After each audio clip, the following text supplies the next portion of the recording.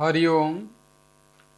ओम सच्चिदानंदरूपाय विश्वोत्पत्त्यादिहेतवे तापत्रय विनाशाय श्रीकृष्णाय वयं नमः। ओम नमो भगवते वासुदेवाय। मैं पंडित राजेश शास्त्री श्री न्यूज के भाग्यश्री कार्यक्रम में आपके समक्ष प्रस्तुत हूँ। आज 1 अक्टूबर 2024 को द्वादश राशियों के फलादेश के अनुसार 1 अक्टूबर 2024 तदनुसार संवत 2081, शक संवत 1946, मास आश्विन, कृष्ण पक्ष, तिथि चतुर्दशी। आज चतुर्दशी का श्राद्ध रहेगा। नक्षत्र रहेगा पूर्वा फाल्गुनी। आज का सूर्योदय 6:05 पर, सूर्यास्त 5:55 पर रहेगा। प्रतिदिन की तरह से आज पुनः उपस्थित हूँ आपके बीच में 12 राशियों का फलादेश लेकर। मेष राशि के जातकों का आज का दिन शिक्षा प्रतियोगिता के क्षेत्र में शुभ रहेगा। जो लोग संतान पक्ष से सुखद समाचार प्राप्त करेंगे, उन्हें शिक्षा प्रतियोगिता के क्षेत्र में भी लाभ प्राप्त होगा।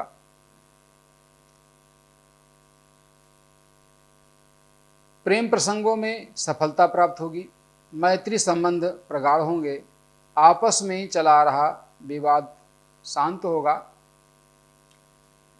समन्वय एवं सामंजस्य से भूमि, भवन, वाहन आदि का लाभ प्राप्त होगा। बिगड़े काम बनेंगे। भूमि, भवन, वाहन से संबंधित चले आ रहे विवाद समाप्त होंगे। धन का नया मार्ग प्रशस्त होगा। जो जातक स्वास्थ्य से संबंधित बीमारियों से परेशान रहते हैं, वह इष्ट की आराधना करते हुए राम रक्षा स्तोत्र का अंगन्यास आदि करके विधि विधान से नित्य पाठ करें। ऋतु के अनुसार आवश्यक हवन सामग्री से हवन करें। मालिक धारण करें, आपको लाभ प्राप्त होगा। वृष राशि के जातकों को आज भूमि, भवन, वाहन आदि की दिशा में चला रहा प्रयास फलीभूत होगा। जो जातक नया मकान लेना चाहते हैं, अपना आवास बदलना चाहते हैं या नया आवास खरीदना चाहते हैं, भूमि, भवन, वाहन से संबंधित जो लोग क्रय विक्रय करना चाहते हैं, उनके लिए अनुकूलता रहेगी, शुभता रहेगी। आगे के कार्य बनेंगे। पराक्रम में वृद्धि होगी। भाई बहनों का सहयोग प्राप्त होगा। कार्य क्षेत्र में सफलता मिलेगी। राज्य पक्ष से लाभ मिलेगा। राज्य पक्ष से कोई रुका हुआ कार्य पूरा होगा। स्वास्थ्य से संबंधी समस्याओं के निराकरण के लिए लाल वस्तुओं का दान करेंगे। शिव जी की आराधना करें। रुद्राष्टक का पाठ करें, आपको लाभ प्राप्त होगा। जो जातक भाग्य क्षेत्र में सफलता प्राप्त करना चाहते हैं, वे जातक 7.25 रत्ती की नीली धारण करें अथवा फिरोजा धारण करें, उनको लाभ प्राप्त होगा। मिथुन राशि के जातकों का आज का दिन सामान्य रहेगा। पराक्रम में वृद्धि होगी। धन संबंधी लाभ पराक्रम से प्राप्त हो सकता है। भाई बहनों का सानिध्य प्राप्त होगा। किसी उच्चाधिकारी का लाभ प्राप्त होगा, परंतु स्वास्थ्य से संबंधित समस्या रहेगी। संक्रामक रोगों से पीड़ा पहुंचेगी। उचित आहार विहार का पालन करें, इष्ट आराधना करें, ईश्वर की आराधना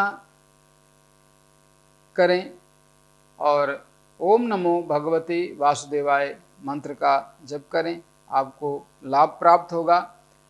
कन्या राशि के जातकों का आज का दिन शुभ रहेगा। धन से संबंधित लाभ होगा। रुका हुआ धन प्राप्त होने के योग बनेंगे। मन शांत रहेगा।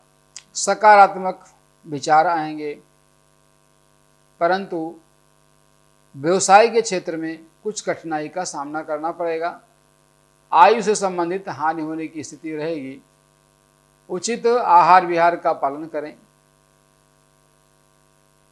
और जिन जातकों के जीवन में कार्यों में विलंब हो रहा हो, कार्यों में विघ्न आ रहा हो, वे जातक शनिवार के दिन से ओम सम शनिश्चराय नमः मंत्र का जप करें।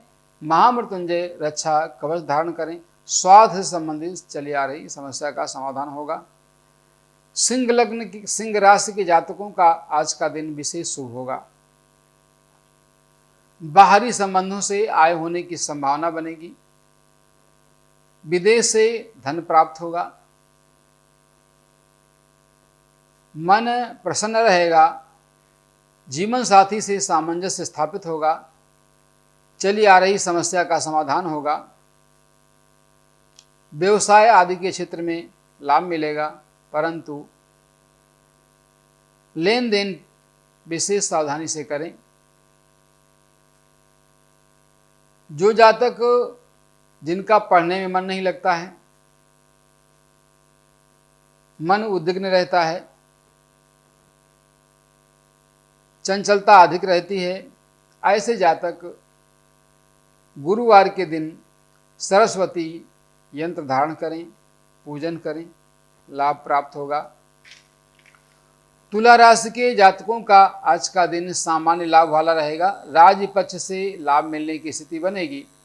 धन आगमन का मार्ग प्रशस्त होगा। कार्य क्षेत्र में कुछ नए कार्य प्रारंभ कर सकते हैं। ध्यान रखेंगे, उचित आहार विहार का पालन करें, उदर विकार आदि से बचें। संक्रामक रोगों से आप पीड़ित रह सकते हैं। उदर, सीने से संबंधित रोग, कमर के नीचे संबंधित जोड़ों आदि के दर्द आदि आपको पीड़ा पहुंचा सकते हैं। सावधानी रखें, आवश्यक उपाय करें, हनुमान जी की आराधना करें, आपको लाभ प्राप्त होगा। शिक्षा के क्षेत्र में, कार्य क्षेत्र में, भाग्य के क्षेत्र में सफलता प्राप्त करने के लिए नीली, नीलम अथवा बुद्ध का रत्न पन्ना एक साथ धारण करें, लाभ प्राप्त होगा। इष्ट की आराधना करें। वृश्चिक राशि के जातकों का आज का दिन शुभ रहेगा। राज्य पक्ष से लाभ प्राप्त होगा। रुके हुए कार्य बनेंगे। उच्चाधिकारी का सानिध्य प्राप्त होगा। कोई रुका हुआ कार्य संपन्न होगा। जो कार्य क्षेत्र में नए कार्य को स्थापित करना चाहते हैं, उनके लिए आज का दिन अनुकूल होगा। आज की बनाई हुई योजना भविष्य में फलीभूत होगी। आपका कल्याण होगा। शिक्षा प्रतियोगिता के क्षेत्र में, धन आदि के मामले में चली आ रही परेशानी को दूर करने के लिए पुखरात धारण कर सकते हैं। गुरु यंत्र पहन सकते हैं। प्राण प्रतिष्ठित करा करके गुरु यंत्र धारण करें और नित्य ओम आंगिर साय विद्महे दिव्य देहाय धीमहि तन्नो जीवा प्रचोदयात् मंत्र का जप करें, आपका कल्याण होगा। धनु राशि के जातकों का आज का दिन शुभ रहेगा। सौभाग्य को बढ़ाने वाला होगा। भाग्य वर्धक होगा। भाग्य से कई बिगड़े हुए काम बनेंगे। पिता से, राज्य पक्ष से, शासन सत्ता से सहयोग मिलने की स्थिति बनेगी। जिन जातकों के विवाह में विलंब हो रहा है, वह बुद्ध से संबंधित वस्तुओं का दान करें। हरा वस्त्र, मूंग की दाल, मूंग, हरा चारा इत्यादि का प्रयोग करके, दान आदि करके हम सफलता प्राप्त कर सकते हैं। चली आ रही पीड़ा का निवारण हो सकता है। स्वास्थ्य से संबंधित समस्या का समाधान होगा। इष्ट की आराधना करें, गणेश जी के मंत्र का जप करें, ओम गंग गणपतये नमः, आपका कल्याण होगा। मकर राशि के जातकों का आज का दिन शुभ नहीं होगा। पत्नी का स्वास्थ्य खराब रहेगा। संक्रामक बीमारियां हो सकती हैं। आपको आज चोट लगने के योग रहेंगे। सावधानी से वाहन आदि चलाएं। मन प्रसन्न रखें। शिक्षा प्रतियोगिता के क्षेत्र में सफलता प्राप्त करने के लिए सफ़ेद वस्तुओं का दान करें। ओपल अथवा जरकन या हीरा सुविधा अनुसार, आवश्यकता अनुसार धारण करें। आपको लाभ प्राप्त होगा। शिक्षा प्रतियोगिता के क्षेत्र में चला आ रहा अवरोध दूर होगा। कार्य क्षेत्र में सफलता प्राप्त होगी। ऊंचाई की ओर आप पहुंचेंगे और पिता से चला आ रहा वैमनस्य दूर होगा। सामंजस्य स्थापित होगा। राज्य कार्य में आपको विशेष सफलता मिलेगी।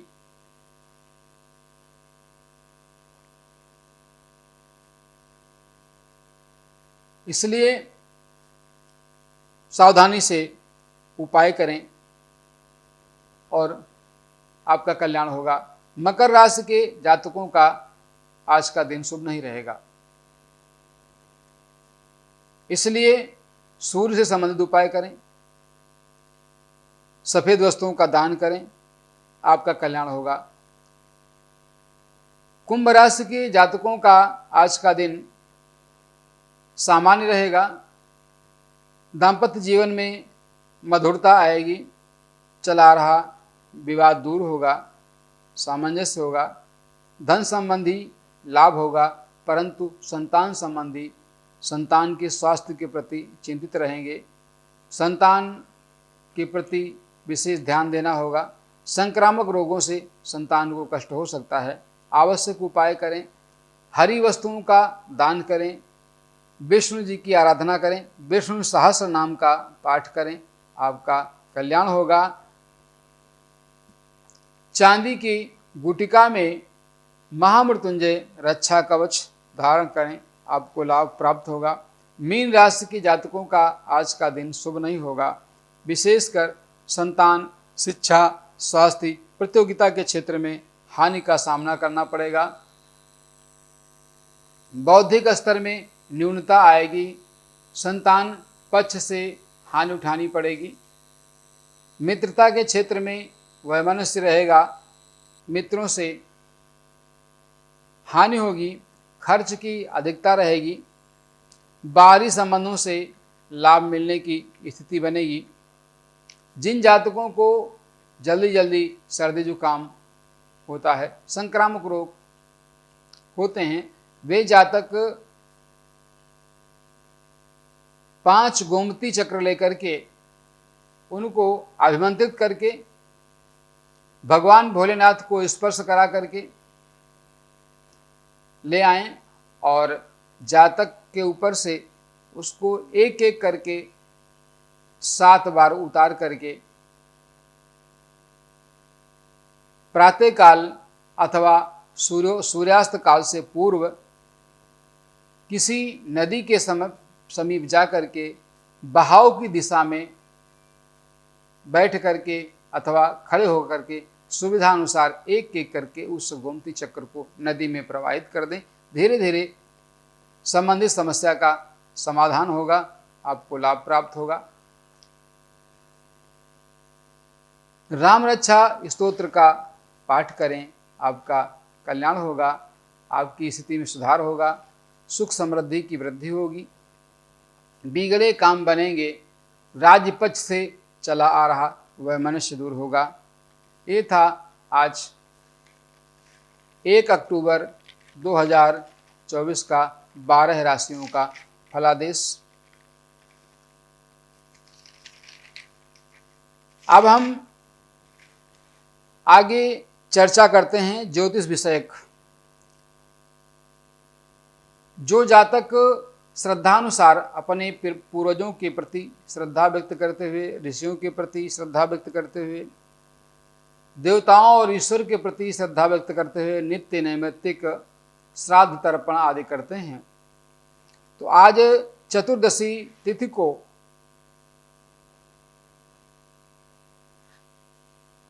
ऐसे जातकों का श्राद्ध होगा जिनकी मृत्यु शस्त्र आदि के घात से हुई है।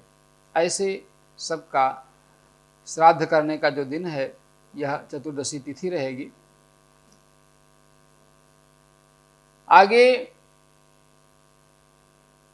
3 अक्टूबर से माँ भगवती की आराधना का दिवस प्रारंभ हो रहा है। इन 9 दिनों में हम माता भगवती के विविध रूपों की आराधना करेंगे और नियम संयम से रह करके ऊर्जा का संरक्षण करेंगे। अपने अंदर भरी हुई नकारात्मक ऊर्जा को दूर करके सकारात्मक ऊर्जा भरने का प्रयत्न करेंगे। माता भगवती की हमारे ऊपर कृपा होगी। कल पितृ विसर्जनी अमावस्या होगी। हम आज के दिन यथासाध्य दान दक्षिणा करके ब्राह्मणों को भोजन आदि करा करके सेवा के कई प्रकार हो सकते हैं। धन दान दे करके, अन्न दान दे करके, वस्त्र दान दे करके, भोजन दान दे करके किसी भी प्रकार से हम श्रद्धा व्यक्त कर सकते हैं। विधि विधान से पूजन करेंगे। अपने पितरों सहित ऋषियों को और परम पिता परमात्मा को प्रणाम करेंगे। उनको धन्यवाद देंगे कि आप सब ने हमारे जीवन में सुख समृद्धि जो प्रदान की है वो हमारे लिए कल्याणकारी रही। ऐसे ही सदा सदा हमारे ऊपर आपकी कृपा बरसती रहे, ऐसी प्रार्थना करते हुए सभी का विसर्जन करेंगे, अर्थात उनको अपने अपने लोक को प्रस्थान के लिए उनसे प्रार्थना करेंगे, उनको प्रणाम करेंगे। देखिए, प्रतिदिन हम ज्योतिष विषय कुछ न कुछ चर्चा आपके समक्ष करते हैं और प्रत्येक विषय महत्वपूर्ण होता है। आप ध्यान से सुनेंगे तो आपको लाभ भी मिलेगा, आपके जीवन में परिवर्तन भी आएगा। देखिए, हम कहते हैं कि यत् पिंडे तत् ब्रह्मांडे, जो हमारे शरीर में है वही ब्रह्मांड में है। जैसे आकाश में अपनी अपनी कक्षा में भ्रमण करने वाले ग्रहों का इनकी अवस्था के अनुसार हमारे जीवन पर प्रभाव पड़ता है, वैसे ही हमारे यहाँ जो भारतवर्ष है यहाँ ऋतुओं की विविधता है। एक ही जैसा मौसम प्रत्येक वर्ष साल भर नहीं रहता। यहाँ ऋतुओं का परिवर्तन होता है, चक्र बदलता है। हम यदि बात करें तो ऋतुओं से संबंधित जब चर्चा आती है तो विषय आता है ऋतुएं कितनी हैं। तो हम फिर विचार करते हैं कि वर्ष में 12 महीने होते हैं और भारतीय संस्कृति के अनुसार 2-2 महीने की एक एक ऋतु होती है। जैसे चैत्र और बैसाख में बसंत ऋतु होती है, ज्येष्ठ और आषाढ़ में ग्रीष्म ऋतु होती है, श्रावण और भाद्रपद मास में वर्षा ऋतु होती है, आश्विन और कार्तिक मास में शरद ऋतु होती है, मार्गशीर्ष अर्थात अगहन और पौष में हेमंत ऋतु होती है और माघ और फाल्गुन में शिशिर ऋतु होती है। हमारे यहाँ ये ऋतु परिवर्तन का जो चक्र है ये आदिकाल से चला आ रहा है। ऋतु परिवर्तन के समय जहाँ हमारे अंदर रोग प्रतिरोधक क्षमता कम होने की पर अथवा उचित आहार विहार का पालन न करने पर, जहाँ कई प्रकार की विसंगतियां उत्पन्न होती हैं, वहीं ऋतु के अनुसार दिनचर्या का पालन करके, ऋतु के अनुसार हवन सामग्री आदि का प्रयोग करके, अपने इष्ट का देवताओं का पूजन करके हम लाभ प्राप्त कर सकते हैं। देखिए, जब हमें यश मान प्रतिष्ठा आदि की प्राप्ति न हो रही हो और हमारी कुंडली में सूर्य निर्बल हो, तो सूर्य से संबंधित मदार की समिधा का प्रयोग करके हवन करना चाहिए।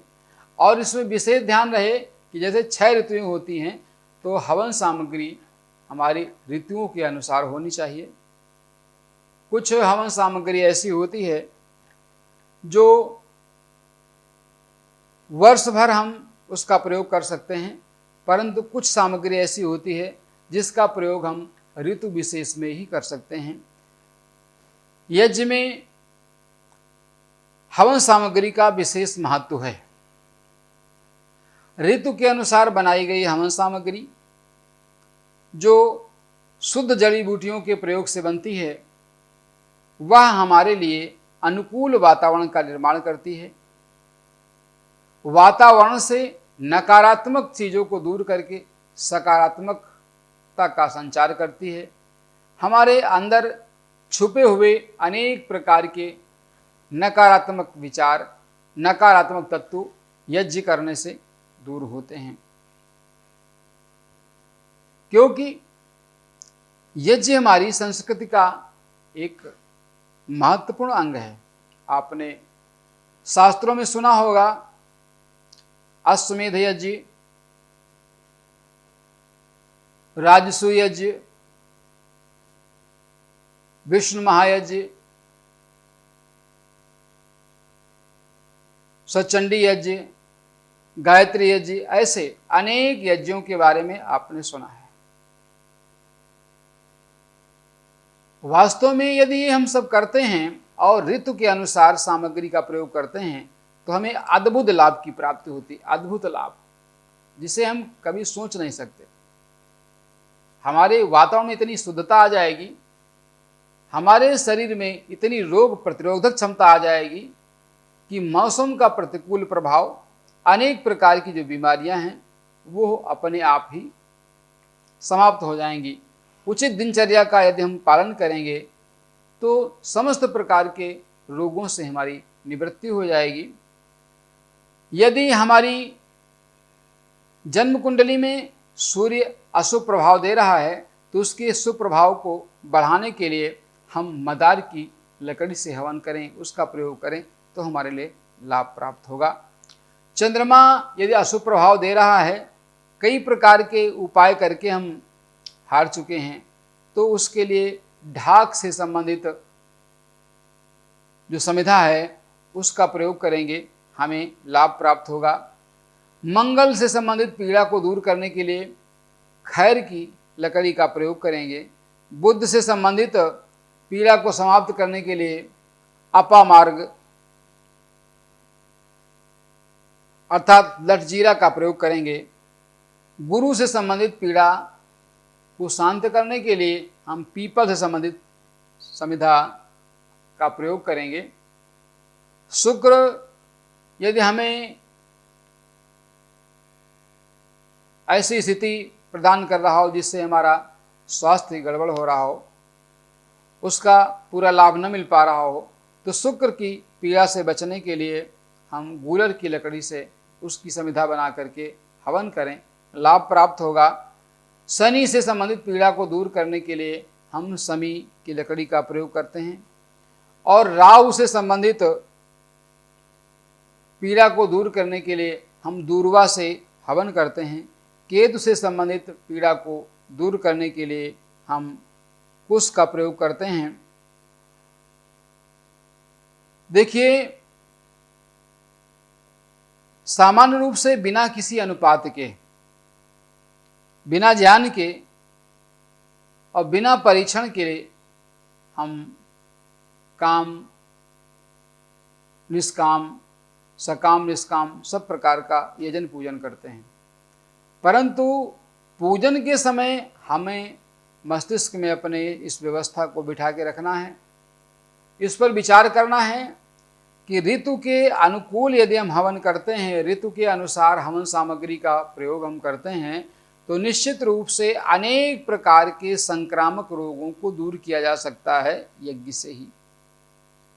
यज्ञ एक ऐसी अनूठी व्यवस्था है अनुभूत व्यवस्था है जिसके द्वारा हमारे शरीर की रोग प्रतिरोधी क्षमता बढ़ती है, हम पहले से अधिक स्वस्थ हो जाते हैं और हम लाभ प्राप्त करते हैं, आनंद के साथ अपना जीवन व्यतीत करते हैं। और यज्ञ के महत्व का बड़े विस्तार से शास्त्रों में वर्णन किया गया है। कहते हैं यज्ञेन यज्ञमयदन्ति देवास्तानि धर्माणि प्रथमन्यासन ते हनाकम महिमानः सुचन्त यत्र पूर्वे साध्या सन्ति देवाः। ऐसे प्रतीत होता है कि यह प्राचीन काल से यह व्यवस्था चली आ रही है और इसमें उत्तरोत्तर उतार चढ़ाव आता रहा है। कभी यह व्यवस्था अधिक प्रचलन में आती है, कभी कम प्रचलन में रहती है, कभी खूब यज्ञादि होते हैं, कभी उनमें न्यूनता रहती है। यह व्यवस्था चलती रहती है, चलती रहेगी, लेकिन हम सजग हो करके, सचेत हो करके अपने शरीर की रोग क्षमता, जो रोग प्रतिरोधक क्षमता है, उसको बढ़ाने का हम प्रयत्न करते रहें। यज्ञ करें, यज्ञ से लाभ प्राप्त करें, हमारा दिन शुभ होगा। समस्त प्रकार की चली आ रही समस्याओं का समाधान होगा। यज्ञ एक ऐसी विधा है जिससे हम वातावरण को शुद्ध करके समस्त प्रकार की समस्याओं का समाधान कर सकते हैं। आज 1 अक्टूबर 2024 को मैं पंडित राजेश शास्त्री आपके बीच में उपस्थित था, 12 राशियों का फलादेश लेकर के। साथ में यज्ञ के महत्व पर हमने कुछ चर्चा की। इस पर आप सभी विचार करके आवश्यक पूजन हवन आदि सामग्री ऋतु के अनुकूल प्रयोग करके आप जीवन में लाभ प्राप्त कर सकते हैं। आज के दिन बस इतना ही। कल पुनः उपस्थित होंगे आपके समक्ष 12 राशियों के फलादेश के साथ और पितृपक्ष पर विशेष तथा भगवती आराधना के 9 दिवसों के संदर्भ में चर्चा करते हुए। जय श्री राधे, जय श्री श्याम।